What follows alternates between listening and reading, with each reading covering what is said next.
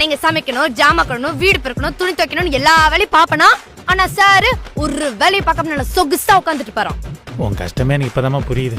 சரிம்மா, இனிமே உன்னோட எல்லா வேலையும் நான் பாத்துக்கிறேன். என்னோட வேலையை மட்டும் நீ கொஞ்சம் பாத்துக்குமா. அப்படி என்ன பெரிய வேலை?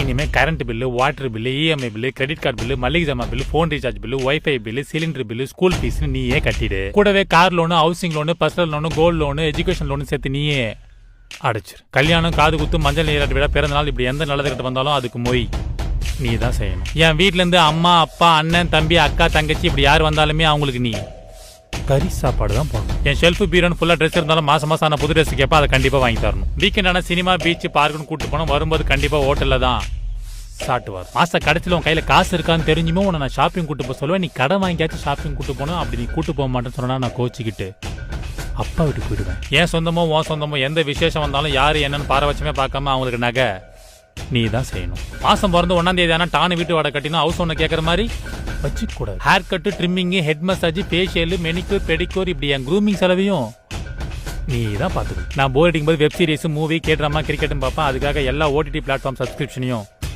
போட்டு வைக்கணும். என் birthday, anniversary, men's day, valentine's day இப்படி எந்த ஸ்பெஷல் டே வந்தாலும் என்னை சர்ப்ரைஸ் பண்ணி கிஃப்ட் வாங்கி தரணும்.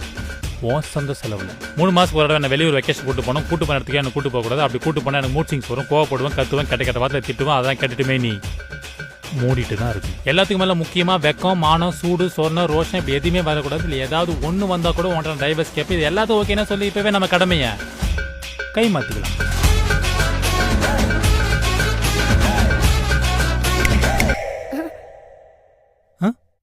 இல்ல மதியானம் சிக்கன் பிரியாணி பண்ணட்டுமா இல்ல மட்டன் பிரியாணி பண்ணட்டுமா?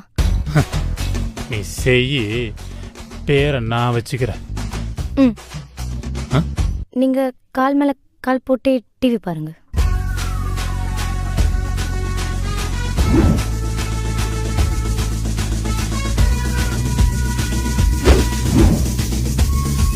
குடும்பஸ்தண்டா.